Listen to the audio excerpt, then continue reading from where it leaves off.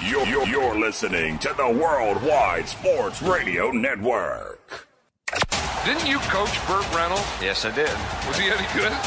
He was a defensive back. I know. Was he any good, I said? 103.9 FM LI News Radio presents The Weekend Crunch with Errol Marks and Eric Coleman.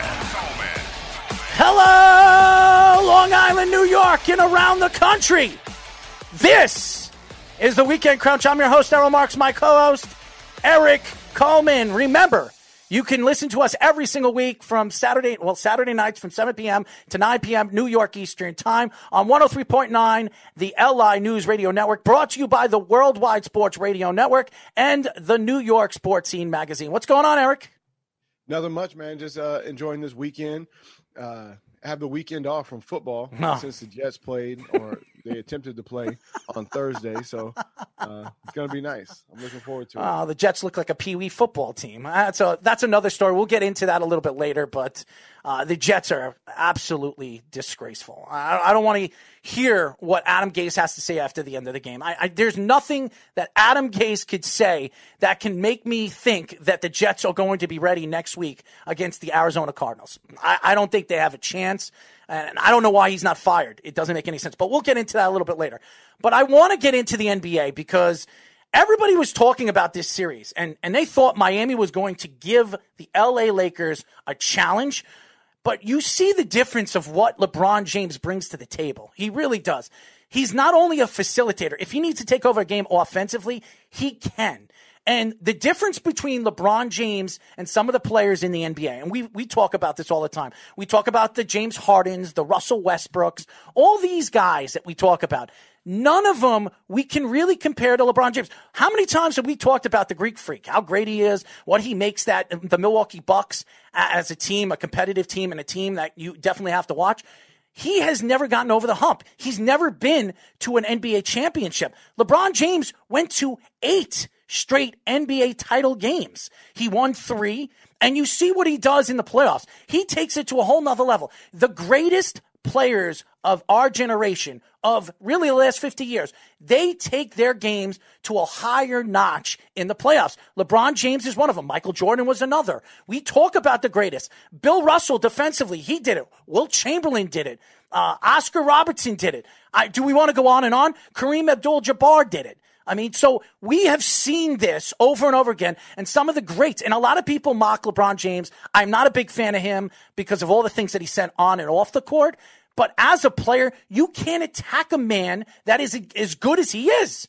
And I'm so disgusted when people say LeBron James is washed up. He's not the same player he once was. Well, if you're averaging about 25 points, 10 rebounds, and 9 assists a game, I think that's pretty damn good. What do you think about that, Eric? I agree. LeBron is at the top of his game still. No, he's not as explosive as he was, but I mean, with his basketball IQ, some of the things that he does out there on the court are amazing.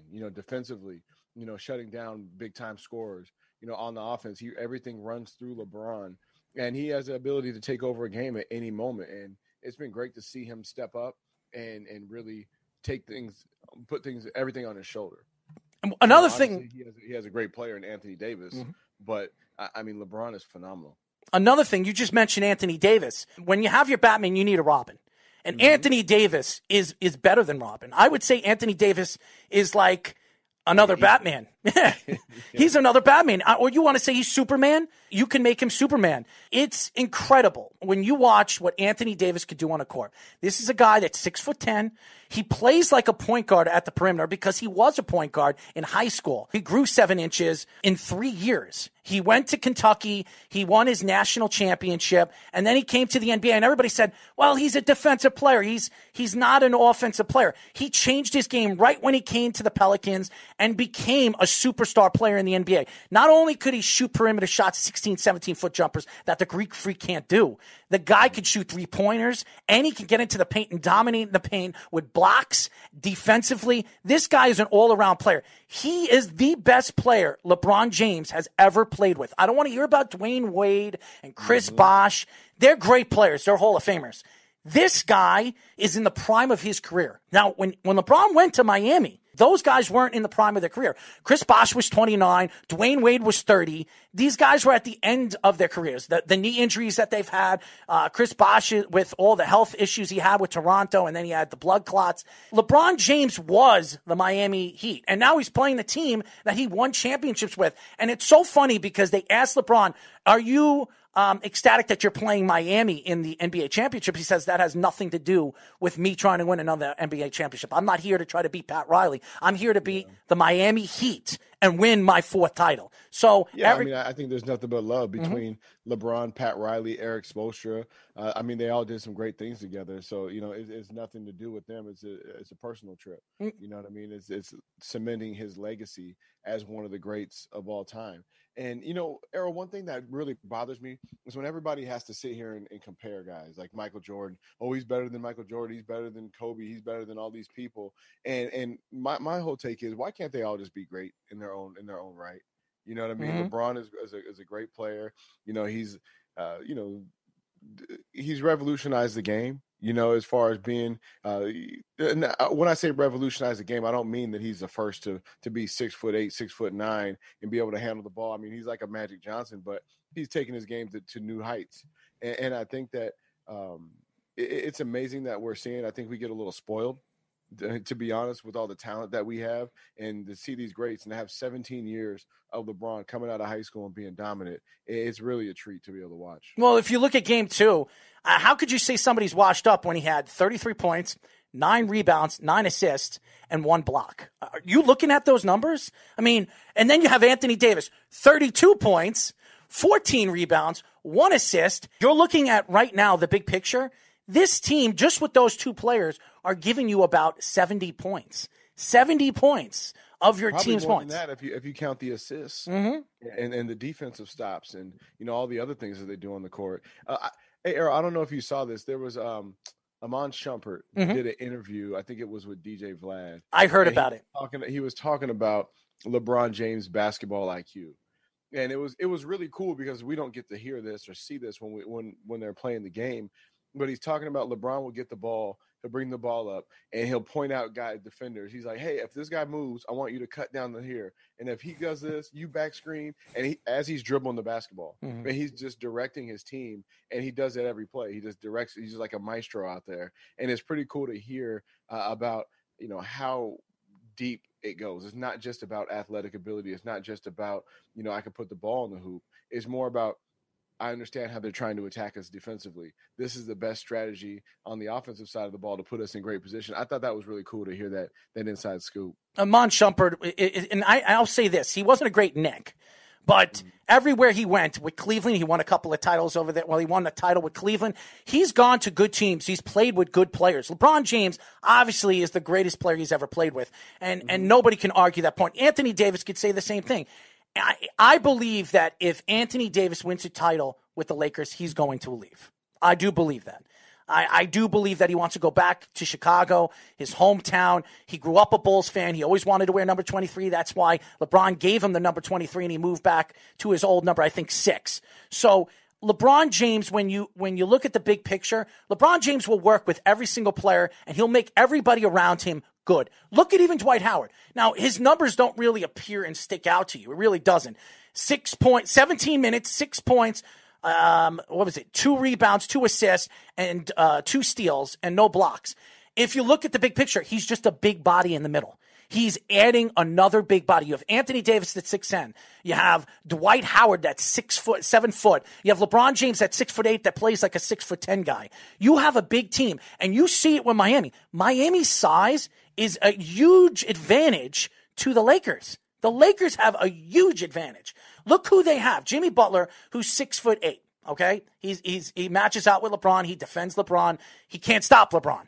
Jay Crowder, he's about 6'8", 6'9".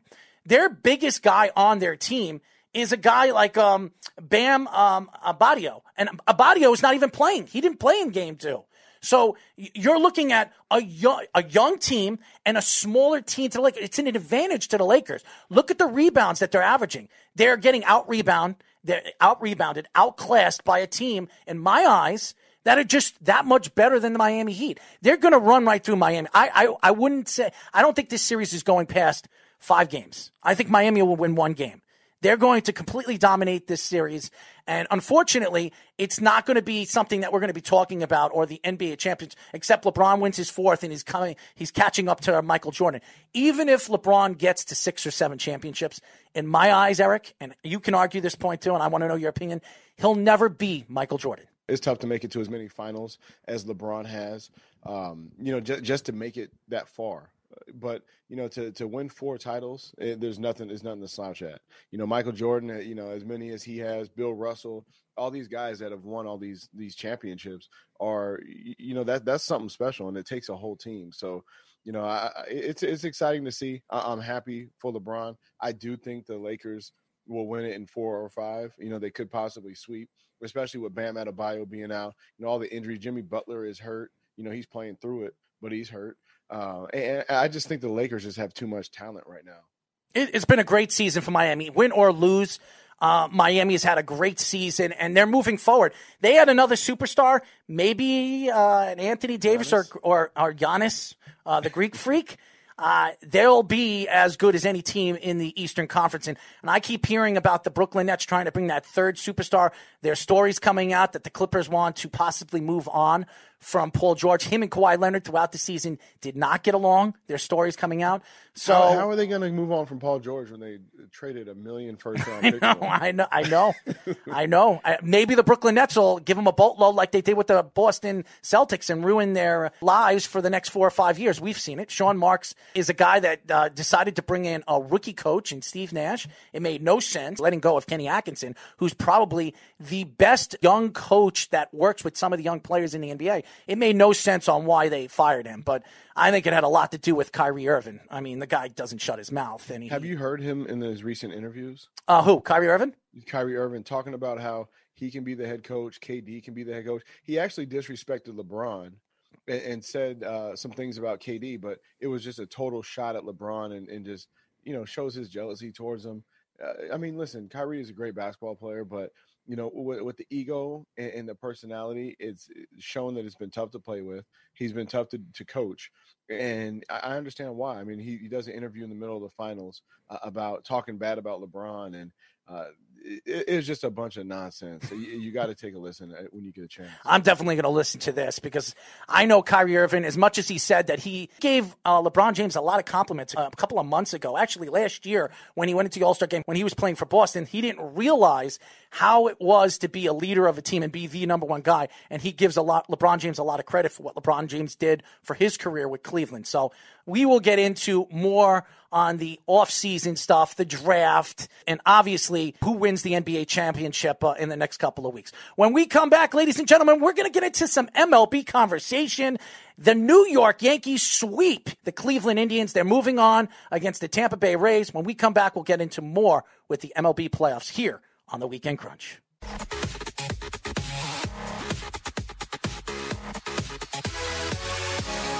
As you guys know, this is the Weekend Crunch.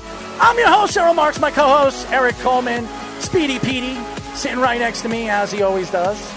Only on 103.9, the LI News Radio Network. Remember, this is brought to you by New York Sports Team Magazine and the world's wide sports radio network. Guys, download the app, iOS application. That's Apple, WWSRN, and Android. How many times do I have to say it? It's not the Worldwide Sports Radio Network anymore. We changed it to Match Apple, WWSRN. Guys, download the app. We have great shows during the week on our network. Live shows. They're not podcasts. We have great wrestling shows, basketball shows, hockey shows, football shows. You name it, we are great throughout the country. We've got shows all over the world on our network. So we're very excited on the growth and with us on 103.9 and our network. I want to get into some MLB conversation and the New York Yankees sweep. Yes, I said it. Sweep the Cleveland Indians. A lot of people picked the Cleveland Indians to go to the World Series because of their pitching staff. You would think that Bieber was going to come out strong, being that he was the hands down the Cy Young winner of the American League. He was great throughout the season, 8-1. His ERA was under, I think it was close to 1. Yeah, he won the pitching triple crown. So. Yeah, his whip, everything. He was fantastic. But he didn't pitch well in the first game against the Yankees. The Yankees had 7 runs against him, completely dominated the game. Aaron Judge hit a early home run, a 2-run home run that gave him a 2-0 lead, and it kind of got the Yankees settled in. And Garrett Cole, 13 Ks, dominated. That's why you paid him $326 million, even though I think they overpaid him. Garrett Cole is still one of the best pitchers in baseball, and when he's on, he is on. You cannot hit the guy. If he pitches that way against Tampa, moving on to the next round, the Yankees are going to have a very good chance to sweeping the Tampa Bay Rays. But all in all, the Yankees looked really, really good. Giancarlo Stanton had another home run, 2 home runs in the 3 games. Figure that one out, guys. Mm-hmm. So all you guys like Anthony Carricker and all those guys talking about that the Yankees made a mistake bringing him to the team, this guy missed almost the whole season, comes in cold, and hits 2 home runs in 3 playoff games. What does that tell you? It tells you the guy still can hit. And when he gets his bat under him, he could be even more dangerous moving forward in the playoffs. Yeah, I think the Yankees just showed a lot in terms of hitting the Cleveland starting pitching the way they did, and that's going to be a good sign going forward. I mean, it is a micromanagement type year where a lot of the teams that are left are the best teams with micromanaging. We saw the Padres do a complete bullpen game on the Cardinals in an elimination game, and Jace Tingler pulled all the right moves, and they got a shutout out of it. Obviously, the Rays and the Athletics are known for it, but again, for the Yankees to be able to hit that kind of caliber starting pitching the way they did, it shows a lot with their offensive team that they are back to the form that they should be when everyone thought at the start of the season that it was them and the Dodgers, the 2 best lineups in baseball. So you're judging that accordingly for the Yankees. That's a good sign. Now, the Rays, obviously, they are a tricky team with what they like to do with their starters. They will pull their starters out of their bullpen. They will start relievers and then pull their starters later. Kevin Cash is very creative with that. So the Yankees could have a tough task in terms of a managerial test in terms of Kevin Cash, but the Rays don't have the, I guess, overall, like, raw starting pitching talent that the Indians do, even though it's still very good for Tampa. So that'll be an interesting series, but the Yankees offense showed a lot. Mm-hmm. As you guys know, I think that when you look at the big picture of where the Yankees are the best team in the American League. So you guys all know that. The talent is there. The question is, are they going to put the talent together? Are they going to get timely hitting, which the Yankees have had problems with throughout really for the last 20 years? They don't get timely hitting in the playoffs.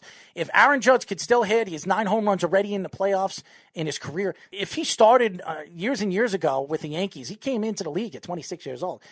In 3 years, he's had 9 home runs. That's an average of 3 home runs every single playoff. So that's significant. This is a guy that can hit 20 to 24 home runs by the time he's done with the Yankees if he decides to stay with the Yankees.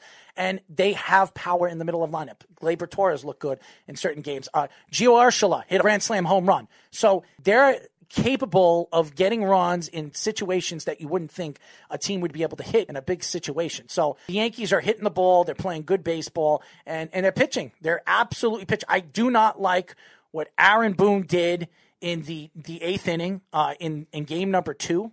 And I think it scared me because they were down 9-8. And if the Yankees didn't figure things out, if Gio Urshela didn't get that hit, and G.J. LeMay, who to me has been the best player for the New York Yankees the last 2 seasons, he is fantastic. He got that game-winning hit that won him the game. And you're going to need DJ LeMahieu against the Tampa Bay Rays, because the Tampa Bay Rays, they're a very good pitching team. They're very good defensively, and they need guys that can hit the ball all over the field. DJ LeMahieu is that type of player.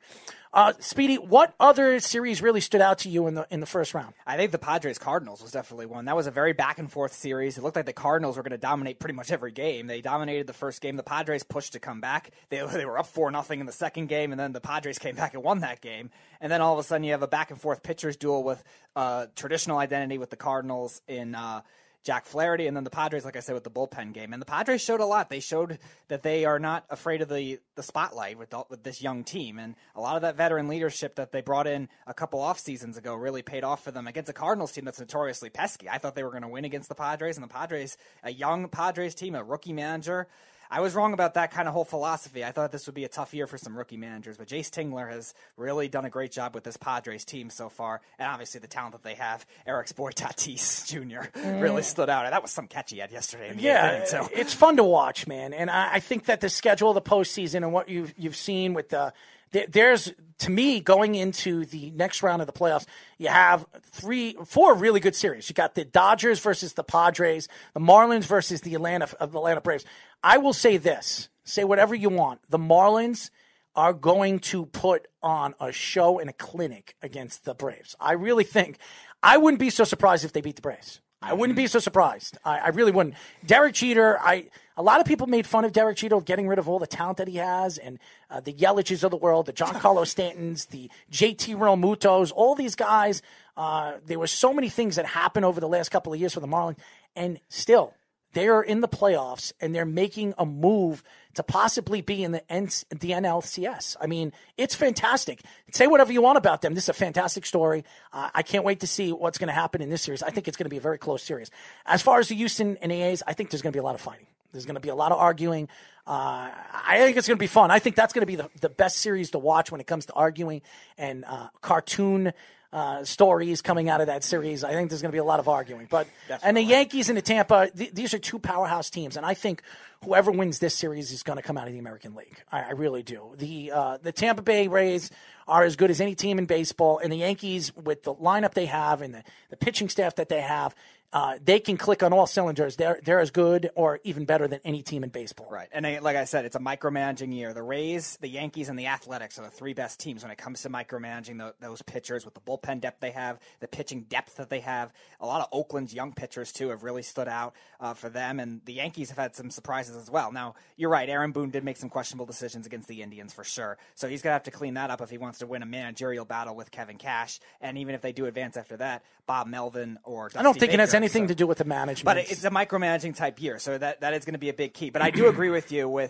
unless the Braves are in the World Series, because the pressure is still going to be on the Dodgers, even though they are the best team in baseball. So they expect the Dodgers versus the Braves. Yeah, but I agree with you where I think in most matchups, I think it is an American League kind of year for either the Rays, the Athletics, or the Yankees, whoever comes out of there. It's going to be very tough, though, and it's going to come down to the micromanaging. I don't think the A's are going to beat the Dodgers. If the A's play the Dodgers in the World Series, the Dodgers win the World Series. Mm-hmm. As good as the A's have been, they're not better than the Dodgers. Even the Atlanta Braves, I think the Atlanta Braves, if they play the A's, they'll beat the A's. I think that when you look at Tampa has the pitching, they have the bullpen to beat any of these teams in the National League, and I think the Yankees have the firepower to match up against anybody. So with the firepower, you have to look at the big picture of what the Yankees could do on and off the field. Even the way the Yankees talk, they're very confident about what's going on. Even Aaron Boone. I don't like what Aaron Boone did in game number 2. He stinks. I watched it. I was really upset. And I stand up for Aaron Boone because I still think he's a good manager in baseball. He's one of the top 5 managers in baseball. Nobody can argue that.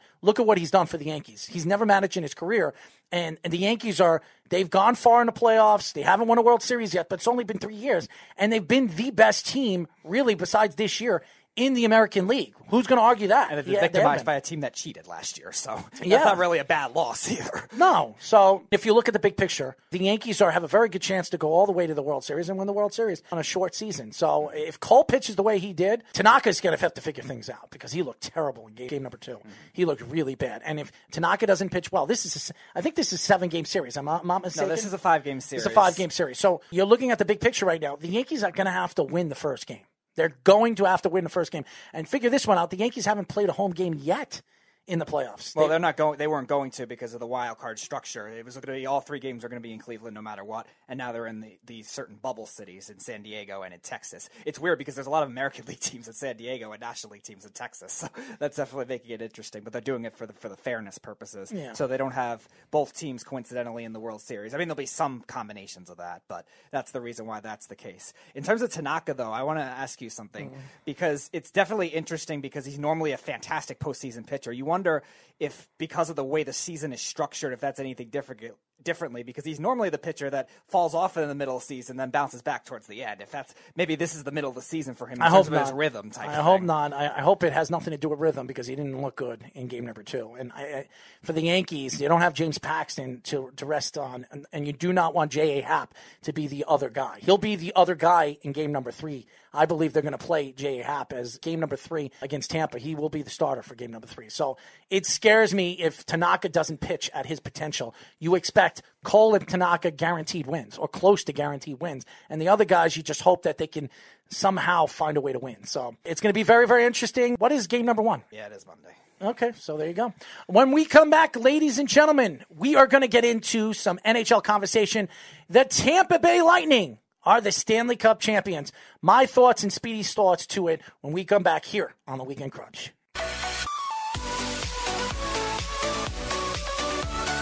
As you guys know, this is the Weekend Crunch. I'm your host, Errol Marks, my co-host, Eric Coleman and the producer, the annoying producer, the guy we call Speedy, is sitting right next to me.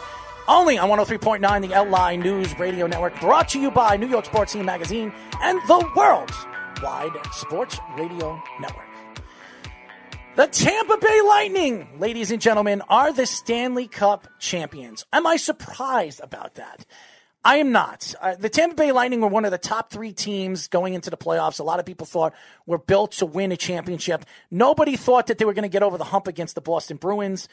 They played very well against the Boston Bruins. I know Tuukka Rask did not play in the playoff in that series and throughout the playoffs because of it, and that did affect, I think, the Boston Bruins on giving a little bit more of a competitive nature to the Tampa Bay Lightning. I think the Lightning were the better team against the Bruins this year. So they would have went anyways to the Eastern Conference Championship against the Islanders. Yeah, their offensive depth was too much for the Bruins anyway. I think no matter who was in goal, the Bruins' depth played well last year, but a lot of those players fell off, had a little bit of a Stanley Cup hangover, even though the top players didn't. So that ends up making a difference. They played well in certain times, but the Lightning depth was just very good in that series, and obviously it continued on after that into the Stanley Cup and even against the Islanders as well. And I will say something about the Islanders. The Islanders, if it's not too shabby, it's not something to put something down with their season. They lost against the Stanley Cup champions. So if they beat the Tampa Bay Lightning, they probably would have won the Stanley Cup this year. Dallas had a great season. I'm not taking shots at Dallas. They went through arguably the best team in the Las Vegas Knights.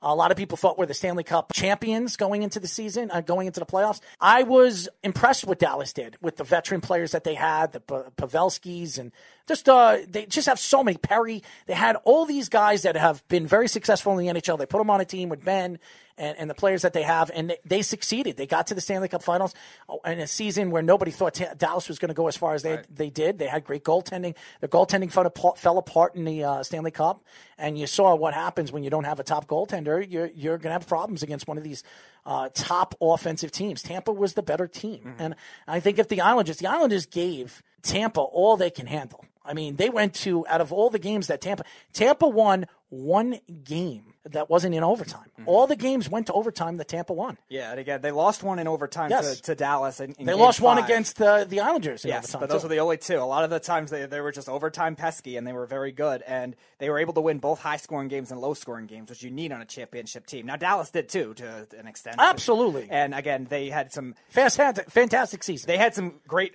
games offensively in this series as well. A lot of 5-4, 4-3 finishes in that one too, but their offense just went cold in Game 6, and Vasilevsky had a shutout. And really, the two guys you mentioned, Perry and Pavelski, were the only guys that played well in terms of offensive players down the stretch in that series, which Dallas, you need a little more from your youngsters out of that in order to beat a team like the Lightning, who, like we've been saying, just have a ton of offensive depth, and even their defensive depth showed up in the Stanley Cup as well. Absolutely, and they have great goaltending. Their goaltender was fantastic. I can't pronounce his name. Vasilevsky, who has been a sensational goaltender. He's won Goaltender of the Year, Vezina Trophy winner. I mean, this is a guy that has done everything but won a Stanley Cup. He finally won a Stanley Cup. This guy, besides Henrik Lundqvist, has been the best goaltender in the NHL. Bobrovsky has been good too.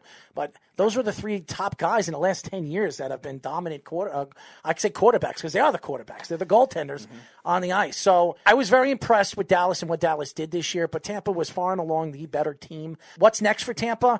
I think Tampa's going to start rebuilding. I really do. They have a lot of veteran players on that team. They're going to have to start looking to move. Are they ready to win next year? I mean, this was a season, a lot of people call it the COVID Cup, that nobody deserves to win the Stanley Cup. I beg to differ. It was harder to win a Stanley Cup. You had to go through a significant amount of rounds to obviously qualify to make it to the playoffs. I was very impressed with what the Islanders did. The Islanders deserve a tremendous amount of credit. Lou Lamoriello, Barry Trotz, even the Rangers. The Rangers got in. They lost all 3 games, but the Rangers have a great future. They do. I'm not going to hide what the Rangers have. They have the number 1 pick this year. I do believe they should trade it, but they're going to wind up keeping it. Alexei Lafreniere, he's going to add to their offensive depth that they have. I think they need to start figuring things out. By the way, shout out to Henrik Lundqvist. The Rangers bought out his contract. This is one of the greatest goaltenders to ever come out of the New York Rangers organization, okay, if not the greatest. And greatest Ranger of the 21st century. Yes. He will definitely be missed. It'll be very weird as a Ranger fan not seeing him there. Yep, and I don't know where he's going, or is he going to retire? I don't think he will. I don't think so either. I think he has another 2 years left in the NHL. I think he'll go to a Stanley Cup competitive team, maybe Dallas. You know, the Hurricanes are a team looking for goalies. Yeah, Hurricanes too. They can give Henrik Lundqvist his first championship. He can ride off to the sunset, something that he hasn't done. He's won everything else but that. So shout out to Henrik Lundqvist. He was a great Ranger, one of the greatest Rangers of all time. Had a sensational career. He is going to the Hall of Fame. He's been a fantastic Samaritan for the New York Rangers organization. He's been the captain, the guy that people look up to for the New York Rangers. So he will be missed. I'm not a Ranger fan, but he will be missed by Ranger fans and people that know I like Henrik Lundqvist as a person. He's not a bad guy. So unfortunately, the Rangers have to move on. They have a good young Russian goaltender that they believe is the guy that's going to take over for him for the future. And he had a great season too before he got hurt, before he had that car accident, that rib injury. So I think he was 8-1 or something, 8-2. So he's been fantastic for the Rangers. And his best friend is Sorokin is going over there to the Islanders. So you got two Russian goaltenders that are two of the best Russian goaltenders we've seen come out of the KHL in a very long time. So it'll be fun for New York sports hockey. So it's going to be a fun year next year because a lot of people think that the Rangers and the Islanders are upcoming teams in the NHL. So anyways, when we come back, ladies and gentlemen, me and Eric are going to get into some New York Jet conversation. And it's not much to talk about, but a lot of arguing and bantering about the New York Jets and what they did on Thursday Night Football here on the Weekend Crunch.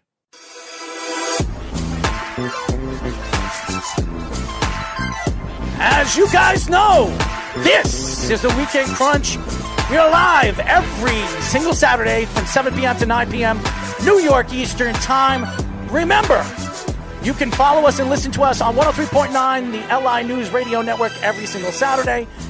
We are brought to you by the Worldwide Sports Radio Network and the New York Sports Scene magazine. Eric. Flying all the way to New York and watching a crappy game only sticks out to one thing, and one thing only, to the New York Jets organization, is that this team needs to start over. Rebuild, different structure. Sam Darnold showed us early in the game that he can make a play with his feet. We saw it. He's not Lamar Jackson. He's not Russell Wilson, but he's definitely fast. He definitely can move inside and out of the pocket as well as any of these young quarterbacks in the league. He made a play that was fantastic. It's going to be on highlight reels for the next 10 weeks. The problem is that's the only thing that happened in the game.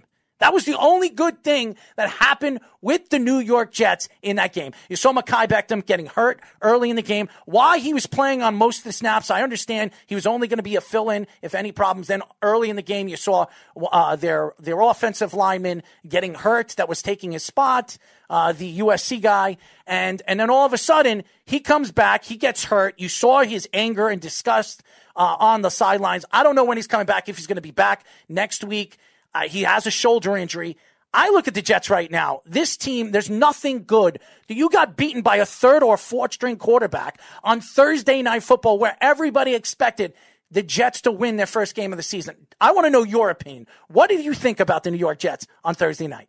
Man, it was rough. It was really tough to watch. The problem is they played well enough to win the game. And I think that the lack of discipline is what's really holding this team back. I mean, you look at on defense, they had 6 personal fouls. They just continued to extend the drives. It'd be 3rd down and 8, and you get a personal foul and just keep the drive going, and they would end up scoring. In the NFL, you can't beat yourself. You can't make those mistakes. There were some coverage mistakes. I think I saw 3 mistakes in pass pro by the running back that led to sacks. It's just constantly beating yourself in mental mistakes that are keeping the Jets from being competitive. And, for Sam Darnold, I feel bad for him, man. He wants to win. He goes out there and competes. He plays a good game. He puts his body on the line. And you go over on the defensive side of the ball, they're getting personal fouls. They're being selfish. And it's going to take guys, understanding that this is a team sport. You can't take turns making mistakes. Everybody has to be on one accord if you're going to win. But, as a fan, it's very frustrating to watch. It's hard to watch. Just the lack of discipline is what's getting me. And you can see it in Adam Gase's eyes after the game. Sam Darnold was frustrated. All the guys are frustrated. You just continue to beat yourselves, and it's unfair to the rest of the guys on the team who are doing it right. And that is going to take everybody playing for the man next to them to right the ship. But unfortunately, you look at that schedule and it's not looking good moving forward. Oh my God. That schedule is brutal. The Jets have a brutal schedule.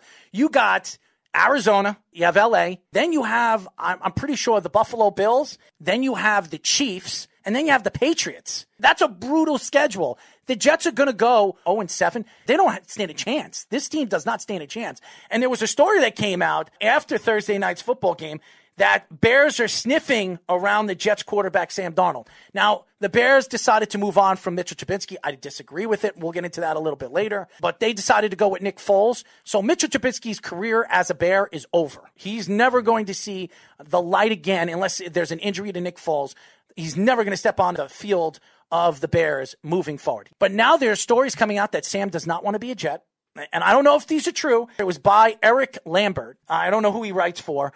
But he's saying that the Bears are sniffing on Sam Darnold and they're willing to make a trade with the Jets at the end of the season if the Jets are willing to trade him. Now, if the Jets get the number 1 pick this year, they're not going to pass up on Trevor Lawrence. This is a generational type of quarterback. Some people say he's better than Andrew Luck was when he came into the league. So this guy, it could change an organization, change the league, and light the league on fire. There's no weaknesses on this kid. Anything that you've said. Errol, just I don't mean to cut you off. Yeah, go ahead. Like if you're Trevor Lawrence and you're coming out and you're your first pick of the draft and the Jets have the number 1 pick, are you going to demand that the Jets don't pick you? Are you going to come out? Or do you want to come to this organization? Because, you look at Sam Darnold, and can you imagine how frustrating it must be to watch your classmates? You watch, Lamar Jackson, you watch Josh Allen have all this success. And, from Josh Allen's perspective, Buffalo is surrounding him with a great offensive line. They brought in some receivers. They paid Stephon Diggs to come play. They already had John Brown. They brought Cole Beasley. They're bringing in weapons for him to be successful. And now you look at what you have as Sam Darnold, and it's a lackluster cast of wide receivers. Rashad Perriman, you bring him in. He's supposed to be your number 1 receiver. He's been on 4 teams. Yes, he has a lot of speed, and, he can do something. He ended the season good last year. But, Jamison Crowder, obviously, is a great addition, but he's not a number 1 guy. And what are you really surrounding Sam Darnold with? Are you giving him an opportunity to thrive? And as a quarterback, I'd be very frustrated. I mean, you're the 3 pick of the draft. You've seen all these other guys have success, and it must be frustrating. But if I'm Trevor Lawrence, do I want to come into this, what's going on with the Jets right now? And I don't know if you are. And when you talk about the Bears, they'd be smart, to inquire about Sam Darnold. Sam Darnold is a fantastic quarterback. Yes, he is. And he's got a bright future in front of him. It's just going to be, is it going to be with the Jets? Is it going to be somewhere else? I would love to see him thrive anywhere he goes, but I would hate to see the Jets organization let him go and then his career takes off. It's probably going to happen because if the Jets get the number 1 pick, I just can't see it. As good as Trevor Lawrence is, and I think Trevor Lawrence wants to come to the NFL. He's going to make a lot of money, and I don't think he cares where he goes. And I do believe it's either the Giants or the Jets. Those are 2 worst teams right now in the NFL. The Jets are leading by a long shot. I mean, the Giants are not even close to as bad as the Jets. Go look at the numbers. The numbers don't lie. The Jets are the worst offensive team in the NFL. They're one of the worst defensive teams in the NFL. They're just good at run stopping. Well, the Giants are probably, if the Jets are 32, the Giants are 31. Yeah, they're like 30, 31. That's right. But it's not saying much, but it's really the fight for, in my eyes, the fight for Trevor Lawrence. And I do believe that the kid's going to come out no matter what. I don't think he wants to play another college season. He might win a national title again and might win the Heisman, but the Jets look really bad. They let a quarterback like Rypien, 19 for 31, 242 yards, 2 touchdowns, 3 interceptions. Listen to this number, Eric. Rypien is the first quarterback in 50 years to throw 3 interceptions in a game and win his first football game, his first football game of his career with 3 interceptions. Could you imagine that? The Jets, only the Jets would give a quarterback, would intercept the ball 3 times and lose a game against a 4th-string quarterback. Only the Jets. Nobody else would do that, just the Jets. I watched the game. I wanted the Jets to lose. You know why I wanted the Jets to lose? I'm a Jet fan. I can't stand Adam Gase. I'm reading stories right now that Adam Gase doesn't even know, he doesn't even change the plays at the line of scrimmage. He's playing the same way. He's calling the same plays. He's got like 5 plays. Watch the game, Eric. You know this. You watch the game. You are a safety.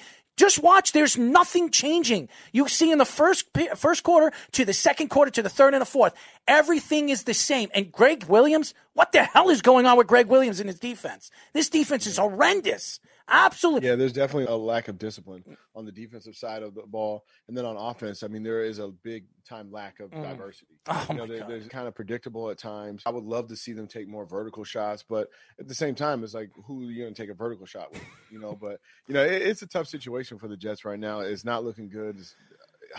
And it's frustrating. It's frustrating. Well, as a player, I'm sure you're frustrated because you wish you were on the field. I mean, seriously. I wish I was on the field, and I'm not even a player. I'm not an ex-NFL player. I know you are. I get so disgusted when I watch the players. Desir had a good game. He actually showed up in that game. But you're playing a crappy quarterback. You didn't do it against – I don't know if you can say he had a good game. Well, he had 2. They were at the line. Check.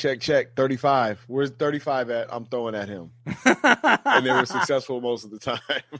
Oh, my God. Desir looks like he's going to be a bust, but he had 2 interceptions in the game. Yeah, I got to give him a lot of credit. He bounced back. He stayed within himself and kept his confidence up and made some big-time plays for the Jets down the stretch. It's just about him being competitive. You got to go up. On that touchdown to Jerry Jeudy, I mean, the ball hits him in the face mask. You got to go up and get that ball. Yeah. You do that, and then you're the player of the week. Those things kind of change the trajectory of your career.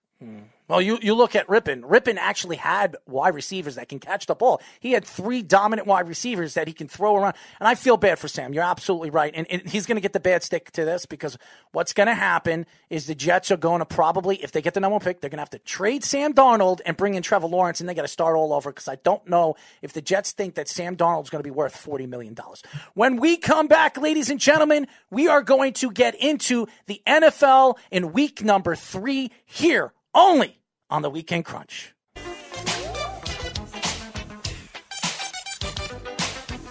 As you guys know, this is the Weekend Crunch. We got a little Mariah Carey dancing with Speedy Petey. He's got his own personality with his music selection, that's for sure. Anyways, this is the Weekend Crunch. We are live every single Saturday from 7 p.m. to 9 p.m. New York Eastern Time, only on 103.9, the LI News Radio Network. Brought to you by the Worldwide Sports Radio Network and New York Sports Scene Magazine. Eric. We're going to talk a little bit about week number 3, some of the games that really stood out to us, some of the games that really threw us off, and we're going to go into week 4 on the games that really set out and really approach us with this week's games. I think there's a lot of good games this week. So there was 2 games that really stood out to me more than anything. The Patriots versus the Raiders. I thought the Raiders were going to give the Patriots a little bit more of a challenge. I didn't expect them to get run all over by. And I think right now when you look at the Raiders are a good team. They look like they're going to be a playoff team, a wild card team in their division. Derek Carr looks like he's a different quarterback under John Gruden for the second year. I look at the big picture right now. I don't know if they're going to be able to beat those teams like the Patriots that are very well brought in with defense and offense. They don't have to be the best team with Tom Brady. They just have to be competitive with Cam Newton. Cam Newton's got to figure out the offense. You see that this past week. Cam Newton showed you not only could he beat you with the legs, he could beat you with his hands, his throwing ability, and he sees the field very, very well. A little bit better, I believe, than Tom Brady does in the long throws.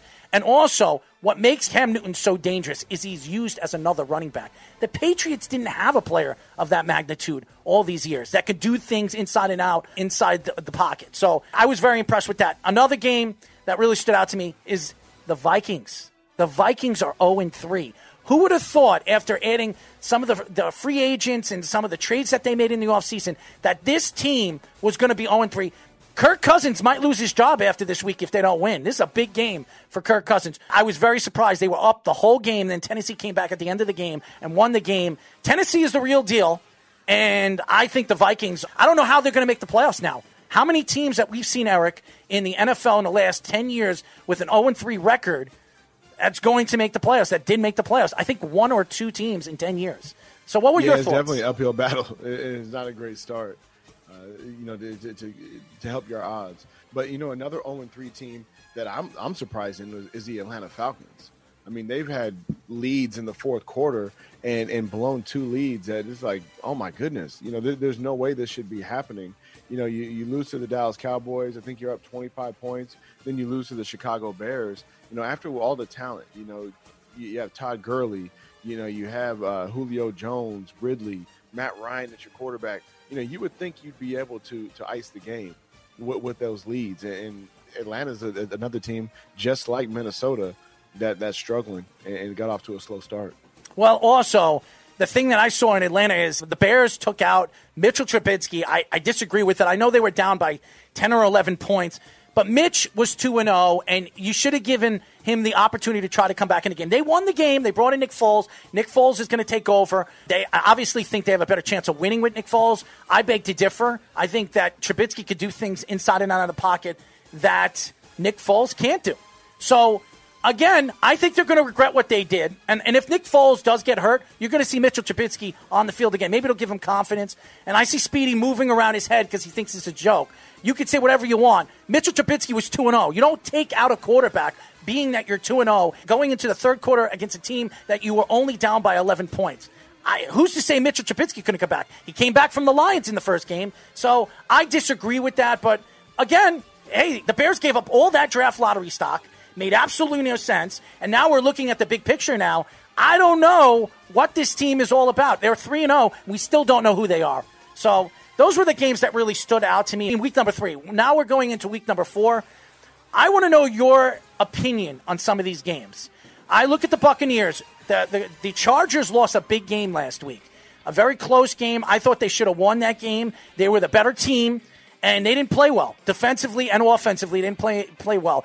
Justin Herbert had a second game. You saw the trials and tribulations that he's going to have as a rookie quarterback. He's not going to be as good as he was against the Chiefs. That just doesn't happen. He's going to have his ups and his downs as a rookie. But the Buccaneers versus the Chargers, going into Tampa, there's no crowd. Do you think the Chargers have a chance in this game? Oh, I mean, they definitely have a chance.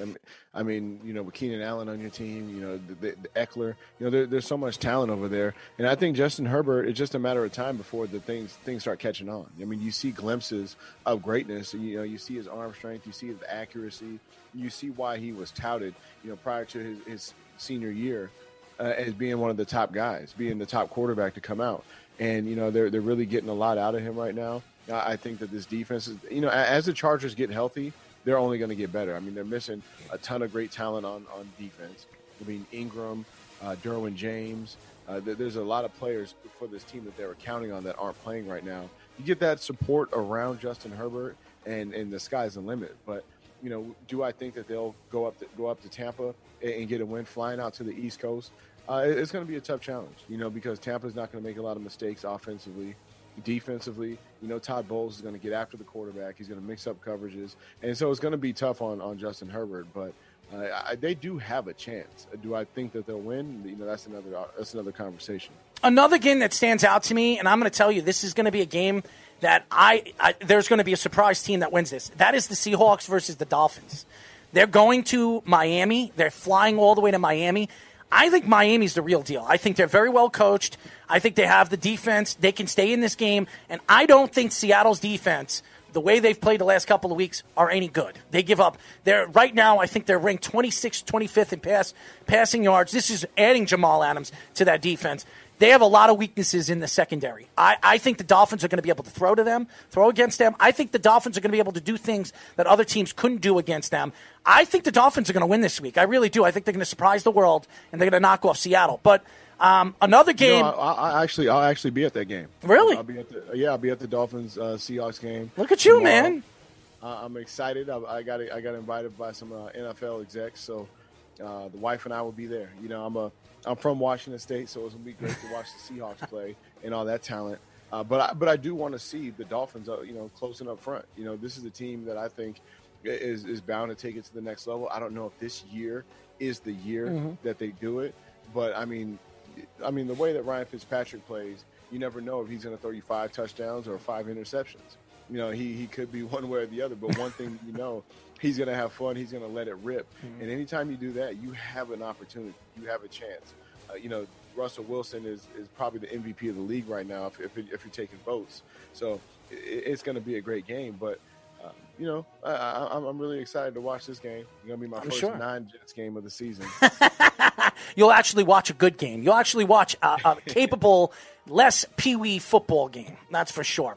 The Cardinals and the Panthers are another game that stands out to me. The Cardinals right now are 2-1. The Panthers are 1-2. I think the Panthers are showing you that they can score in all different levels of the game. Their offensive line has played well. Their defense has taken over in certain aspects of the game. They haven't played as well as I thought they were going to be, losing Luke Kuechly, but again, this is still a quite capable defense that can stop the Cardinals. The Cardinals have to prove to me that they're a Super Bowl contender this year, or even a playoff contender. They look really, really good, and then last week, there were so many weaknesses in their game, especially in the third quarter. Kyler Murray couldn't move inside and out of the pocket. The teams are starting to contain him. If you can contain Kyler Murray, then you could probably beat the Arizona Cardinals. I thought that a lot of teams are trying to figure out Kyler Murray. So I think that's a game that really stands out to me, Eric. Yeah, I mean, it's going to be a good game. Obviously, it's tough without Christian McCaffrey in the game. You miss your all-purpose weapon, your Swiss Army knife. But, Teddy Bridgewater's been doing a heck of a job of running the offense. I like the direction they're going. You can see that the future is bright for Carolina. But I think Arizona, I know they had a setback last week. And, it's one of those games where which team is going to show up? And I believe that this team is a solid team. They're going to be competitive. And I think they're going to fight for a wild card. So I do like Arizona in this matchup. Well, I will say this, and everybody, and I know a lot of Giant fans, where's our segment? There's nothing to attack the Giants right now. They're a rebuilding team. Joe Judge is a new coach, and I think he needs to figure things out. And this team has a lot of weaknesses on the defensive side of the ball. We've seen it. They're offensively, there's a lot of weaknesses too. They don't have top wide receivers like an Odell Beckham. A lot of people are trying to believe that some of their young guys are going to be the next Odell Beckham. You don't find Odell Beckham. He doesn't grow on trees, okay? That's just facts. Evan Ingram looks like he's a bust. They drafted him a couple of years ago. Some people thought he was going to be an explosive tight end. He really hasn't produced and really hasn't shown any likelihood that he's going to be a top tight end in the league for many, many years to come. That's just not going to happen. But all in all, they're a working team. They're a team that's trying to figure things out. They're not as bad as the Jets. That's why I'm not attacking them. They're not the talk of the town right now. Adam Gase and the Jets are the talk of town, not Joe Judge. And I think the Giants want to be that. They want to hide under the curtains, make the Jets look like clowns, and right now they look like clowns, that Adam Gase still has a job. I don't know what, and I love Joe Douglas. I don't know what Joe Douglas is thinking keeping this guy on. You get beaten by a fourth-string quarterback that wasn't even on the team a couple of weeks ago. Now, all of a sudden, you decide there were stories coming out that you were going to fire him. And then all of a sudden you say, you know what, we're not ready to fire him. We're going to keep him for another week. Oh, you just want to show Jet fans that he's going to keep on losing until he finally wins a game. And you say, you see, he won a game. It's ridiculous. But the Giants are playing the Rams this week. I think the Giants have a chance in this game. I really do. Why? I'll tell you this. The Rams didn't look as good as they have the first 2 weeks. Last week, the Rams have deficiencies in their defense. They do. They have Ramsey on one side. The other side of the ball, it's not really, really good. And you can throw to the other side and you can beat them in certain areas of the game. And here's another thing. The Rams have had problems on the outside with the running backs. If the Giants do that, I know they don't have Saquon Barkley, but they have Devontae Freeman. He's more than capable of doing the things that Saquon Barkley could do on the outside. He's not Saquon Barkley, but he's been a successful running back. He was at 2 Pro Bowls. This is a guy that can play the game. I just think that the Giants are going to be able to stay in this game and compete in this game. And I think, and I'm going to say this right now, Jones is going to outplay Jared Goff this week. Remember I said that. He will outplay Jared Goff. You're shaking your head, but I believe it. Why are you shaking your head? Because there's a man named Aaron Donald on the other side of the ball that is going to bury Daniel Jones.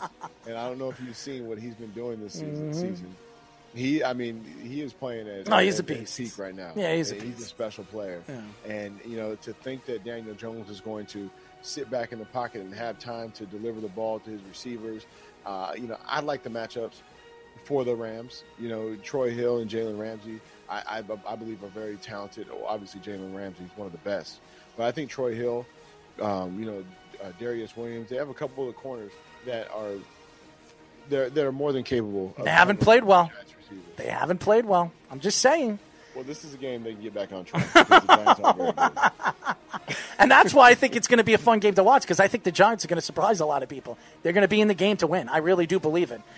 The last game that really stands out to me this week is the game of the week. I think this is the game of the week. The Chiefs versus the Patriots, 4:25 p.m. CBS. The Patriots going to Kansas City. They've beaten Kansas City in Kansas City with Tom Brady. It's a different quarterback. The Kansas City Chiefs have not seen the Patriots play with a powered, special running back, quarterback running back like Cam Newton. I think Cam Newton's going to create a lot of problems and mismatches in the middle of the field. He's going to be able to open the field with some of the running backs. You saw it last week, the way they ran the ball against Oakland. I think they're going to do the same against the Chiefs. I think they're going to be able to do it. I think the Chiefs' defense, they have deficiencies. You saw it in the last game that they played. Say whatever you want, they won the game. But they couldn't, at certain parts of the game, they had problems stopping the run. So I think that the Patriots are going to be able to run against the Chiefs and stay in the game, but it's in Kansas City, so I know a lot of people think Kansas City's going to win. That's a game that could be a surprise. I think the Patriots could win that game. I really do.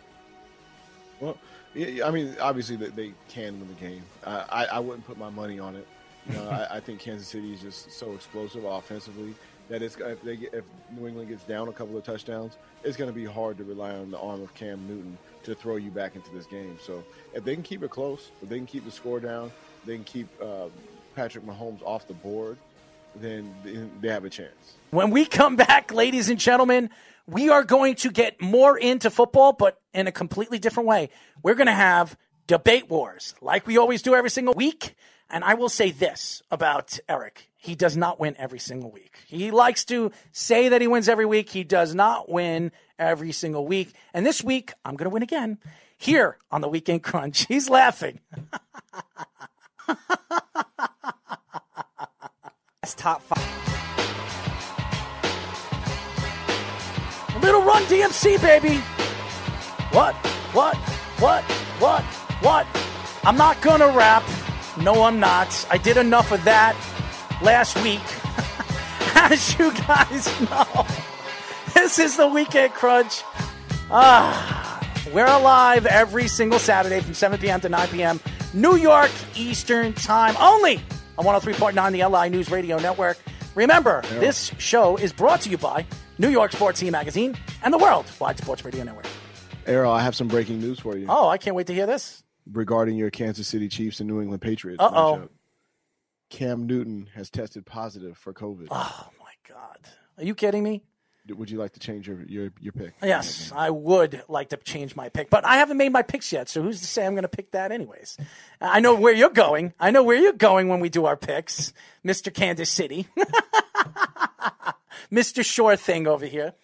Anyways, as you guys know, we do this every single week. Speedy? Debate Wars. All right, we start this week in the NBA. Better defender at his position, Gary Payton or Ron Artest? Go ahead, my friends. At his position, oh, man, I got to go with the glove. I mean, he was Defensive Player of the Year several times. I mean, he would guard point guards from the time they touched the ball all the way down to the baseline. One of the most tenacious defenders. He was long, he talked junk, he was physical. Gary Payton is the greatest defensive point guard of all time. I'm going to go with Ron Artest. Say whatever you want to say. Gary Payton won a couple of defensive awards. So did Ron Artest. He won 2 of them. Defensive Player of the Year. And Ron Artest defended multiple positions. We've seen him defend centers. We've seen him defend shooting guards, point guards, 3s, 4s. We've seen him do it. And Ron Artest was a dominant defensive player. I know a lot of people look at Ron Artest, he's crazy, Metal World Peace, whatever he wants to name himself. He can call himself the Bruiser. I could care less what he calls himself. The guy was a great defensive player. And believe it or not, a very good offensive player as well. So I'm going to take Ron Artest. As good as Gary Payton was, the glove, Ron Artest was Metal World Peace. he really changed the game at the multiple positions. When LeBron James came into the league, you saw more with guys like Magic Johnson and Ron Artest, and then LeBron started doing it. So size and the ability of what these guys do with strength, I think Ron Artest was a better all-around defensive player. Better safety of the 21st century, Brian Dawkins or John Lynch? Ooh, that's a great one. That's a great debate. Obviously, John Lynch was physical. He was big. He was an imposing safety. Did a great job for the Tampa Bay Buccaneers. But I'm going with Brian Dawkins. You're going with Brian Dawkins? Weapon X is my favorite. He's my favorite safety of all time. I mean, he was physical. He attacked the ball. He brought that intensity. There's nothing bad you can say about Brian Dawkins' game and what he brought to the table. So I'm going to go with Brian Dawkins. Johnny Lynch, not even a question. I was so happy we took Brian Dawkins. I love Brian Dawkins. He played for the Eagles. He had a great career with the Eagles. Sensational player. He really was. Great leader. He really took the Eagles to higher heights. He wasn't there for the Super Bowl, but he works for the organization. He's still a part of the organization. He was a great player, but John Lynch was a completely different player. He changed the Broncos when he went over there, when he won the Super Bowls. He went to Tampa. He was very successful in Tampa. Everywhere he went, he won. And that's the difference. This is a Hall of Fame type of safety. He changed the game in so many different ways in the way he played. He was a leader on the field. He was the guy calling the plays. You know how they say in the secondary it was always it's sometimes the linebackers calling the plays up front seven. He was calling the plays from the front seven and the secondary. He was the leader. He was the quarterback on the field for the defense. Even with all those great teams with Tampa, with Warren Sapp and Brooke and all the different guys that they had on that team on that defensive line, he was the guy calling the plays at the line of scrimmage. So I'm sorry, as good as Brian Dawkins was, I'm going with John Lynch. And by the way, he took over as a GM. He's never been a GM before in his life. And in the first 3 years, he went to a Super Bowl. I mean, the guy is a great NFL mind. So that has nothing to do I know. I knew you were going to say that. Listen, that's tough. I mean, they both have 9 Pro Bowls. Brian Dawkins is All-Pro 4 times. Lynch was All-Pro twice. Both fantastic players. And another reason why I hate comparing guys, because they're obviously 2 different skill sets, 2 different things that made them special, of course, in their own right. But once again, I do win this one. He had more sacks, he had more interceptions, more forced fumbles. Played at a different time, buddy. They really played did the same damn time. No, well, first of all, John Lynch he was in the league a little bit longer than Brian Dawkins. Brian Dawkins came in 96. Okay. John Lynch came in 93. So. All right. So John Lynch was in a little bit longer. He came at the end of the time where earlier. Yeah, he came in at the time where it was more considered a defensive style of game. It started transitioning really later in the 90s. So I guess you could say they're in the same time. So Brian Dawkins was a great player. But let's go, Speedy. All right, bigger championship upset. The bad boy Pistons against the Lakers or the 2004 Pistons against the Lakers? You know what? I'm going to have to go with the bad boy Pistons just because they ran the league. They were the team that everyone feared. The misfits. They were physically imposing on the defensive side of the ball. They had offensive weapons. The microwave came off the bench. Isaiah Thomas, Joe Dumars, so many great players. And it was almost like they were expected to win. And the way that series went, I mean, you thought that the Pistons were going to win, but the Lakers came through and beat them. But I'm going to go with the bad boys. No, I would go with the bad boys. So I want to do the opposite from you. And both, they were coached by very good teams. Chuck Daly was one of the greatest coaches of all time. And Larry Brown wasn't too shabby either. I mean, this is a guy that knows how to win. I'm going to go with the 2000 Pistons because Ben Wallace, Rasheed Wallace, they brought a different attitude to the game. Offensively, defensively, they changed the way you look at defensive players, especially Ben Wallace. He had no offensive style of game. You talk about Bill Laimbeer, he had an offensive style game. He still averaged about 12, 14 points. I mean, Ben Wallace was averaging 5 points a game, but he dominated. He won Defensive Player of the Year almost every single year. He changed what you look for a big man to dominate the paint and really rebound the ball. He was the new age Dennis Rodman when he came into the league. So I look at the Pistons and really the Richard Hamiltons and the Chauncey Billups, they were just fun to watch, and nobody expected the Pistons to be as good as they were. They were a very fun team to watch. And by the way, that Laker team that they beat, I think was a lot better. Shaquille O'Neal, Kobe Bryant, those were great teams. And you're talking about a team that won 3 championships in a row. I'm going to go with the 2000 Pistons. All right. So the 1989 NFL Draft considered the best top 5 ever. Who was the best player in that top 5? Troy Aikman, Barry Sanders, Derek Thomas, and Deion Sanders, all in that top 5. Who's the best of the 4? Go ahead, buddy. Oh my goodness. I'm gonna go. I have to go with Deion Sanders. I knew you were going to do that. Because of the fact that there's never been a shutdown corner that has played at his level, punt returner, a guy who was a true lockdown corner in the sense where the quarterback didn't even look on his side of the field. And if he did, it was going back the other way. So I'm going to go. I love Barry Sanders. Derek Thomas was an amazing pass rusher. Barry Sanders, in my opinion, the greatest running back of all time. Because I got to grow up watching him. But Deion Sanders is something else. Oh my God, it's Barry Sanders. It's not even questioned. Barry Sanders was the most explosive running back in NFL history. Look at the offensive lines he played behind. They were terrible. You could put him behind the old 2 years ago, the Jets offensive lines, the worst in the league, and he would have still gotten 1,000 to 1,200 yards. He had 10 straight 1,000-yard seasons with the Detroit Lions. They were terrible. They were horrendous. He retired at the age of 29 because he couldn't handle the abuse to his body. He did things on a field. I want to hear anybody compare any running back besides Jim Brown to Barry Sanders because there's nobody comparable to what Barry Sanders did at the size that he was and the dominant player that he was with one of the worst teams in the NFL. So it was Barry Sanders. I like Deion Sanders, but how could you put down Darrelle Revis? I know he's not a part of that, but he was a shutdown corner, and I could compare Darrelle Revis to Deion Sanders. Deion Sanders did things in different sports. Compare no one to Deion Sanders. I'm going to do it. I think Darrelle Revis at the top of his game was just as good or even better than Deion Sanders. Darrelle Revis was a punt returner? Revis no, he wasn't. Well, he should have been. He was. He did. Listen, I played with Revis. That's my boy. I know. But Deion Sanders is the greatest of all time. All right. Well, that's your opinion. And there's no argument. Well, I'm arguing it. Well, you're wrong. Well, we got to get Darrelle on this show. I'm gonna get Darrelle on this show, and I'm gonna have him tell you that he is the greatest of all time. How's that sound? Sounds great. It sounds great. He's smiling and smirking at me. All right, last one. Errol and I have argued this with some guests we've had on the show before. Better Packers quarterback of all time. Obviously, Aaron Rodgers hasn't retired yet, but Brett Favre or Aaron Rodgers? Go ahead.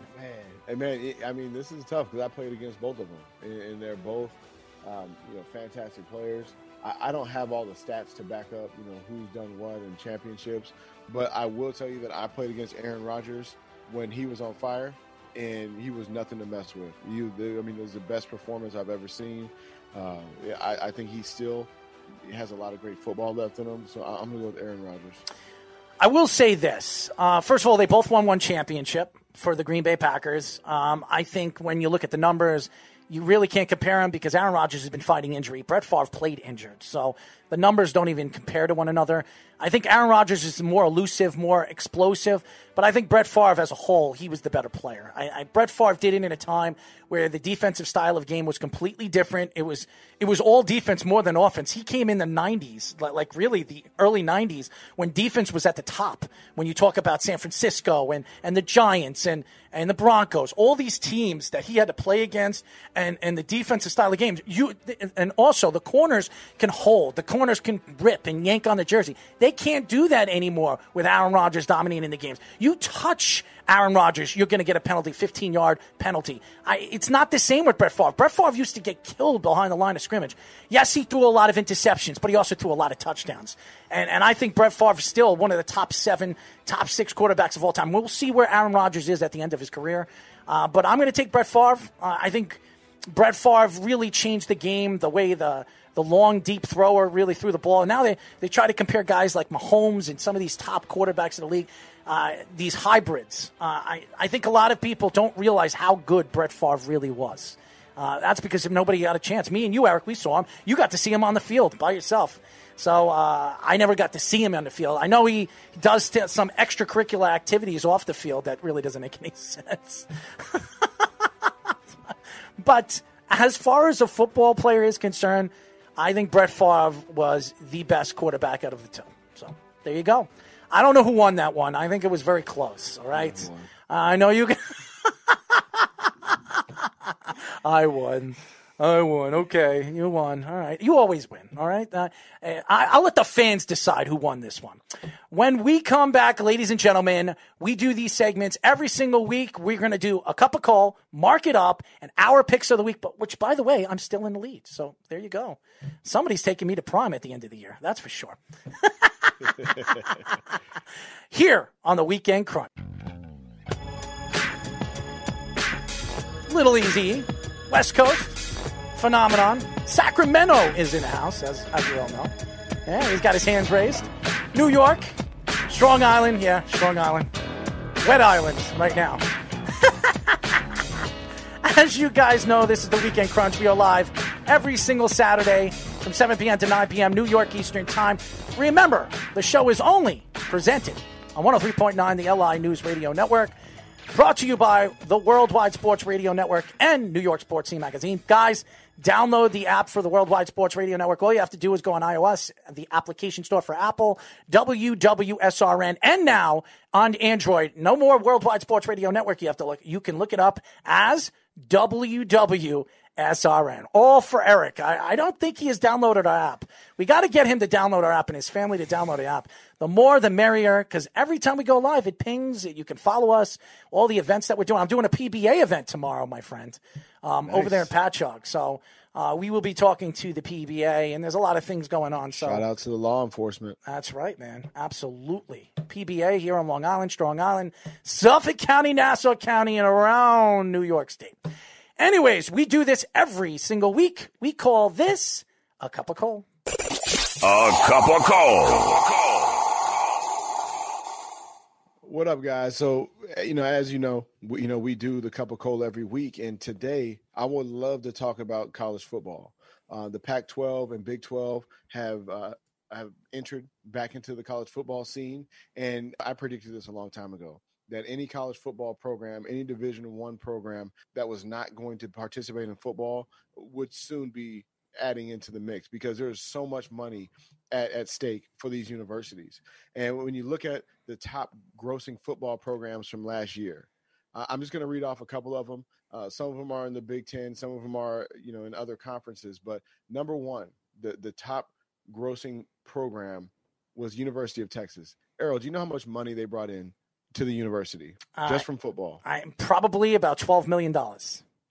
Try $156 million. $156 they brought into the university from the football program. In 1 year? Michigan. In 1 year. In 1 year. At Michigan, University of Michigan, they were the number 3 top grossing football program last year, and they brought in $122 million. Ohio State, $115 million. I can go down the list. The number 15 team on the list is University of Washington, which brought in $84 million to the university just from football. So for all you who think that, they were missing football just because of COVID-related activities, yeah, it sounded great at the beginning. But once you start to lose that revenue for your university, reality sets in, and I knew that they would come back to the table, which they did. And now they will be playing football. As you know, that was a cup of coal, and he made some good rational thoughts to what's going on in college football. I think players should be paid in college football. I've argued this, and I'll keep arguing this. I don't think that some of these players get the respect and the proper attention that some of these NCAA schools should be giving some of the players. All right. $156 million? That's a lot of money. That's a lot of money, man. And where's all that money go? That's all I'm asking.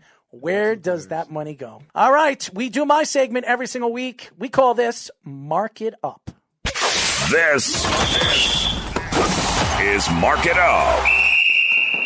Well. The NFL has these problems with keeping players on their team for a significant amount of time. We've seen this with the quarterbacks. You saw this last week with the Chicago Bears. They traded practically their whole draft away for the next 2 years to add Mitchell Trubisky. That was only 4 years ago. We're talking about almost 4 years ago. Mitchell Trubisky, who you moved up from one spot from 3 to 2, and you gave up 2 significant picks, another first-round draft pick, just to move up to number 2 for Mitchell Trubisky. And then what did they do?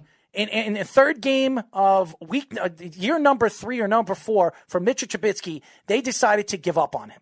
And I think it's completely unfair to some of these young quarterbacks. The development of these kids, especially the injuries that they obtained in the last couple of years. Mitchell Trubisky last year missed the first 3 or 4 games, came back. He wasn't the same quarterback he was the year before. We've seen this. And then they give up on these guys too young. They go, they're journeymen. Look at Josh Rosen. Josh Rosen was a top pick 3 years ago. He hasn't even sniffed another team. He went to Arizona. This was a terrible Arizona team that didn't have a good offensive line. He was getting killed at the line of scrimmage. Then he goes to Miami, gets traded to Miami after his first year. He goes to Miami the first year. He plays 8 or 9 games, and then Ryan Fitzpatrick takes over because they have nobody protecting this kid. He's getting killed at the line of scrimmage. And then Rosen now is a backup on the backup team or whatever, his practice team of the Tampa Bay Buccaneers. You will probably never see him in the NFL again. And I feel bad for the kid because he never got an opportunity to really show his talents on a good team. Sam Darnold, look at what he's doing with the Jets. He's been there for 3 years.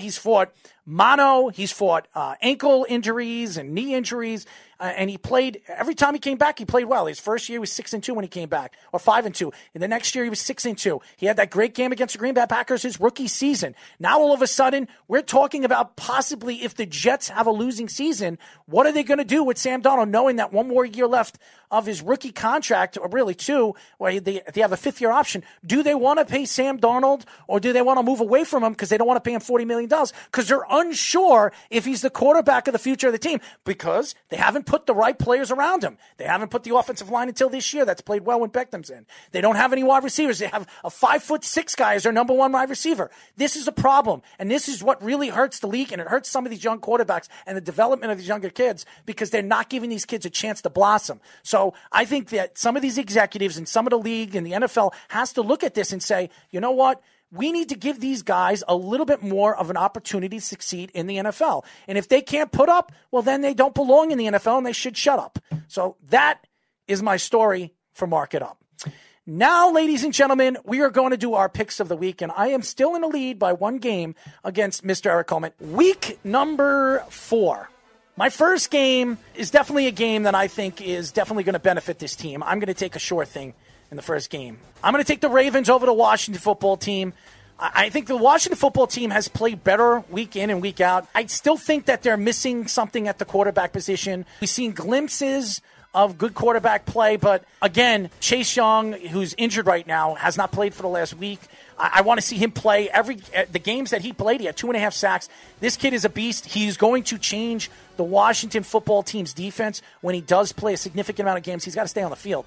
And this defense has played better this year, just a little bit rickety in certain aspects of their game. So I'm going to take the Ravens. Ravens are a powerhouse team. They lost against Kansas City last week because the Kansas City Chiefs are just a very good offensive team. I don't know what happened to the Ravens defense last week, but the secondary didn't look good. So I'm going to take the Ravens in this game. I'm going to go with the under in this game because everybody keeps saying it's the over on. I'm going to go with the under in this game. Ravens win. My number 2 game, it's the battle of the 0-3 teams, the Vikings and the Texans. Both terrible teams. It's crazy. Well, we know Deshaun Watson is the quarterback of the future, so even if they get the number 1 pick, they're not drafting Trevor Lawrence. But the Vikings could be. But I think the Vikings are going to win this game. I know they're at Houston. I know they're playing in Texan Stadium. I think the Vikings have a lot to prove this week. If they don't prove it this week, I think Kirk Cousins will be seeing his quarterback starting position being a backup quarterback. I don't know what's going on with this offense. This defense hasn't played well. You added a guy. You traded for a guy that can get to the quarterback. He has 1 sack in 4 weeks or 3 weeks. That's not good.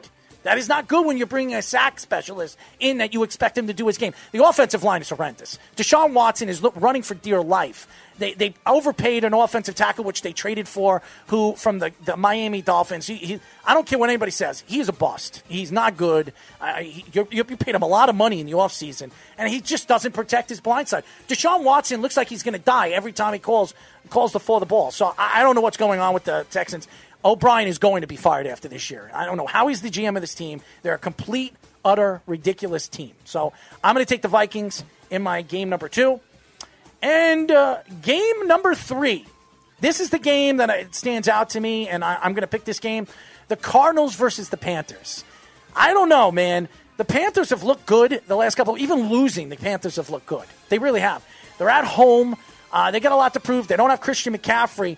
But I think the Cardinals, they're also a team that has a lot to prove. Larry Fitzgerald, he's ageless. I don't know what the heck. This guy can play still. He's fun. I love his commercials. You know he's a good guy. I know you know who he is. I'm sure you've had conversations with Larry. He was one of the nicest people in the NFL. I've talked to Larry Fitzgerald at a couple events that I've done. One of the sweetest, nicest guys you'll ever talk to. I like this team. I think the Cardinals are a playoff team. The Cardinals are going to win this game, and it's going to be on the over. I think Kyler Murray is going to run all over this defense. I think the Panthers' defense is horrendous at the line of scrimmage. So I'm going to take the Cardinals in my third pick of the week. That's the game. That's my gimme. Okay. Well, on my picks this week, I'm going to pick the Los Angeles Rams over the New York Giants. I don't think I need to explain why I'm picking them, but the Giants offensively are just as bad as the Jets. If not, I mean, they're not worse, but they're just as bad. And I like what the Los Angeles Rams are doing. I think Jared Goff is playing better football. I mean, obviously Aaron Donald is dominant, as he always is, the best player at his position in the world. So I'm going to go with the Rams. My second pick, the second game, I was going to go with the Cardinals and the Panthers, but you picked that one. Mm-hmm. So you could pick that too. You could pick that too. You could pick it too. Well, okay, I'll go with Cardinals, Panthers. Okay. Then. I'm going with Cardinals. You know, obviously I think Kyler Murray's going to have a bounce back game, and I think Arizona's going to win at Carolina, flying out to the East Coast. For my third game, I am now picking the Kansas City Chiefs over the New England Patriots. No Cam Newton because of COVID. You know, hopefully he is healthy, and hopefully the rest of the guys, didn't spread too far on the team, and they can get this thing under wraps. But I'm going with the Chiefs. So you got your three picks. Well, I know you want your short thing. Yeah, I know. I would have picked the Kansas City Chiefs because Cam Newton's not playing, but I'm not going to take a short thing. I want to go. I want to go the tricky way out and see if my teams could really show that I know at least a little bit what I'm talking about. Just a little bit, just a tiny, tiny bit. As you guys know, our next segment, our last segment, what do we call the last segment, Speedy? Crunch time. Crunch time when we come back here only on the Weekend Crunch. Speedy bringing it back south. Wow, this is West Coast, man. A little West Coast, a little Snoop Dogg.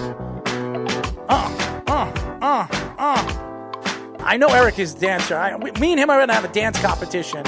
When all is said and done, I know he thinks I don't stand a chance. But he's never seen this white guy move and groove, man. I know how to groove.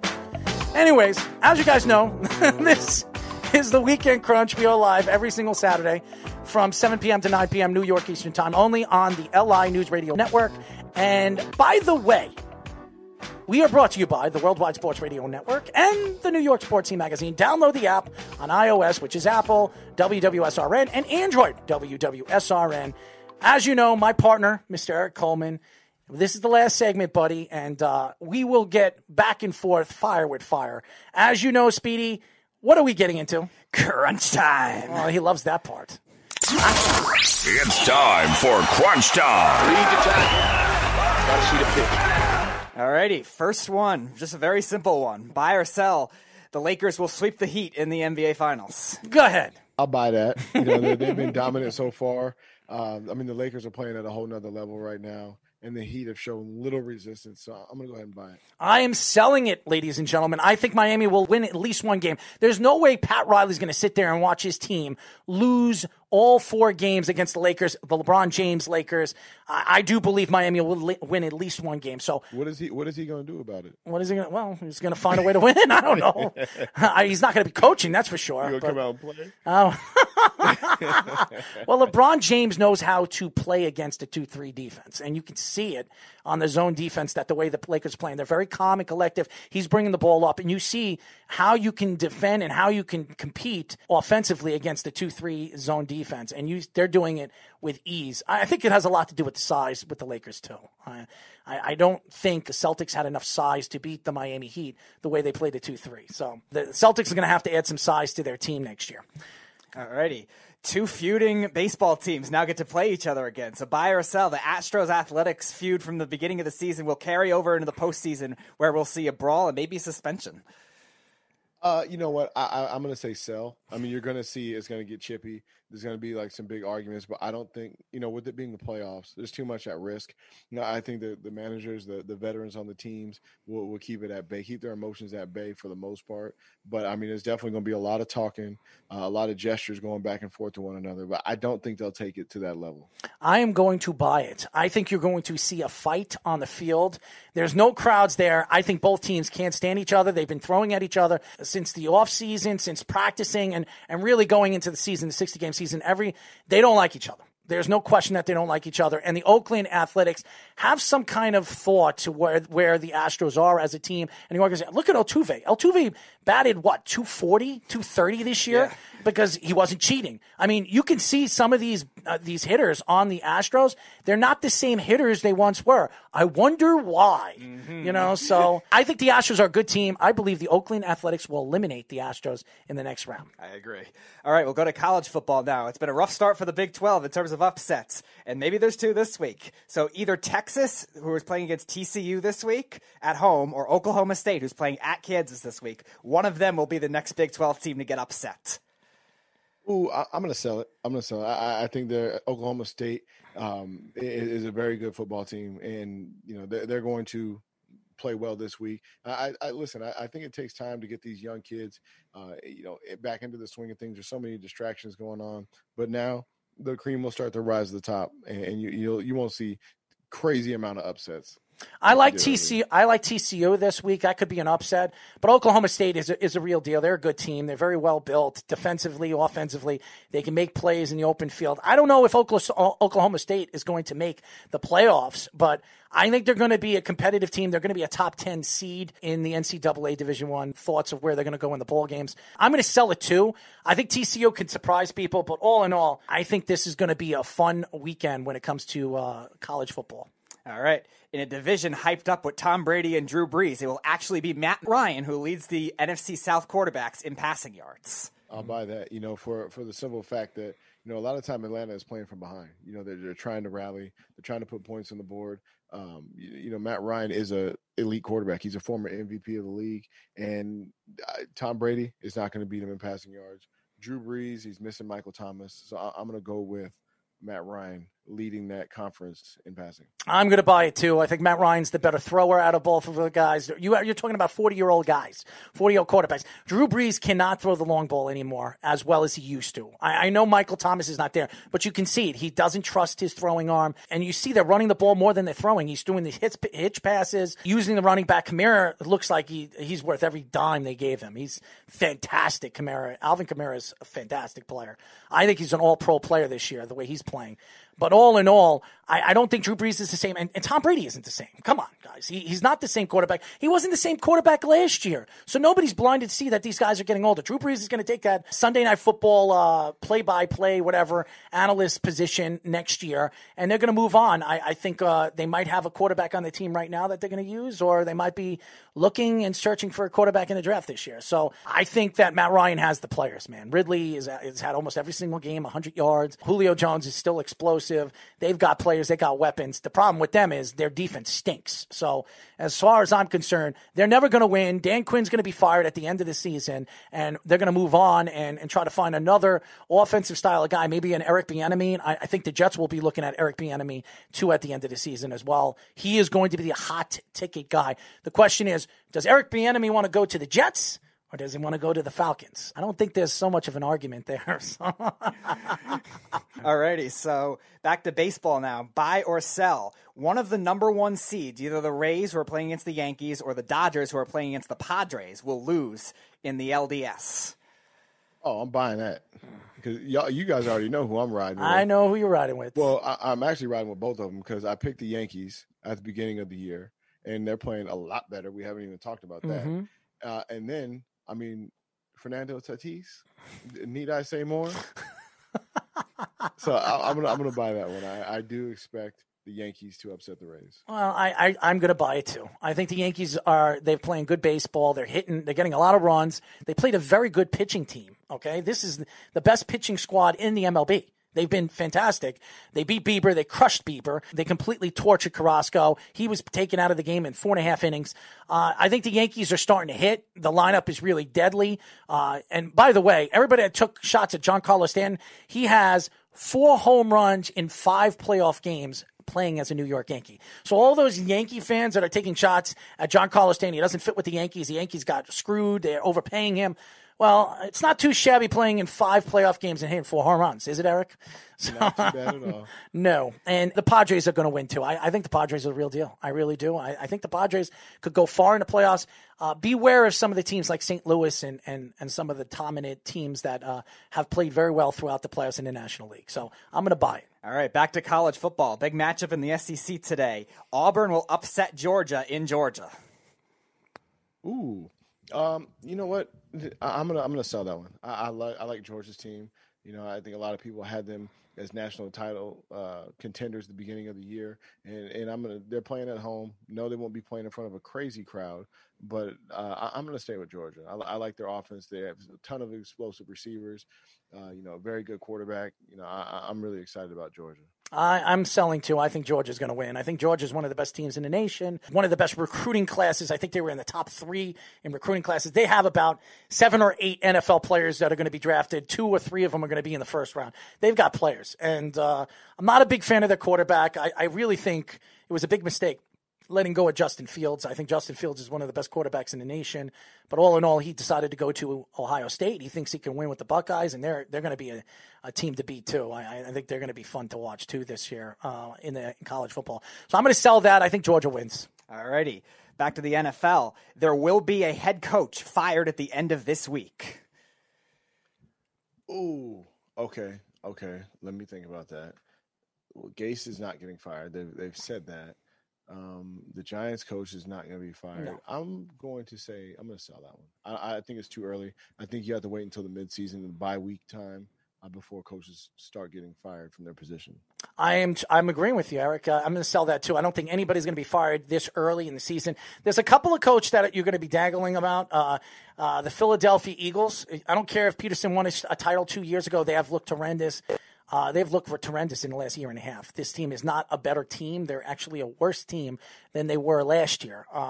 Carson Wentz is not the quarterback of the future, it seems like.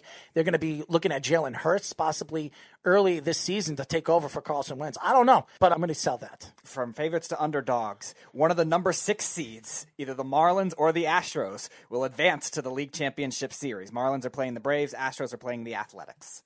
I'm going to sell that one. I think the Braves are playing good ball. And they're going to continue on their journey. And I like Oakland. I like that squad. So I'm going to sell that one. I'm going to sell it too. I think Oakland is the better team this year. They're the better pitching staff.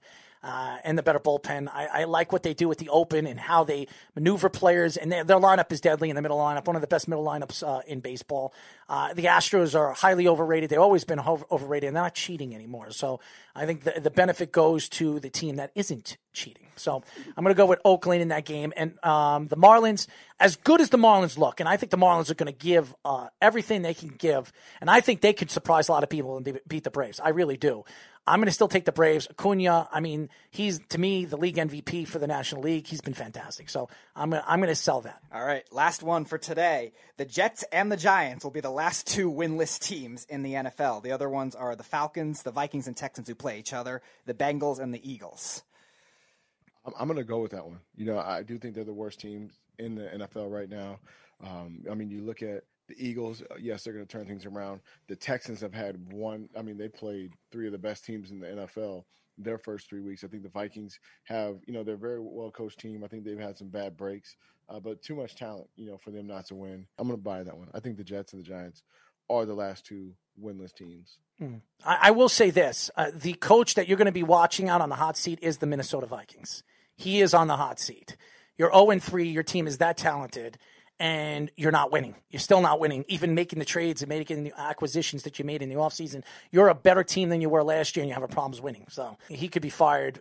I wouldn't say right now, but as the season progresses, he might be fired before the season's end. So I'm going to say yes. I'm going to buy that. I think the Giants and the Jets are the worst 2 teams in the NFL, no question. I think Philadelphia will figure things out. They are in a terrible division, Philadelphia, so they'll win some games.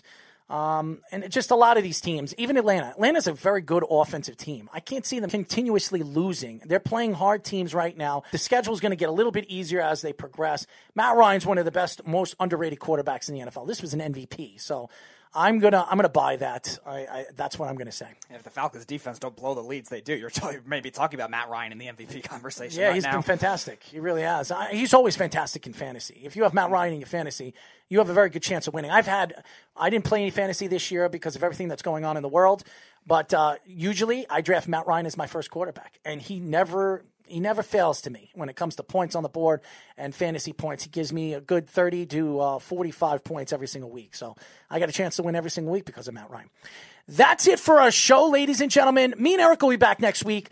We are going to work on getting a special guest, but we have so much content going on right now with the NBA, the MLB, the NFL. We haven't even gotten into college football. We're going to add a segment next week for college football. We're very happy to entertain you guys throughout the island on 103.9. Shout out to the whole squad over there at 103.9, the LI News Radio Network. Great shows during the week. We're happy to be here to be the voice of sports only on the 103.9 family. So shout out to everybody, all the fans that listen to us every single week. We'll be back next week at 7 p.m. on Saturday. Until then, this is Errol Marks, Eric Coleman, and the late, great Speedy Petey. And I say late, great because it is late, Speedy. It is. Speedy, you have anything to say on that? You're implying I'm dead, huh? Well, hopefully not. I mean, Eric's trying to hook you up, trying to get you some opportunities, on Tinder. What do you think about that? I'm not discussing that now. That's it for our show, ladies and gentlemen. We will be back next week as we talk about sports for all you fans here on the Weekend Crunch.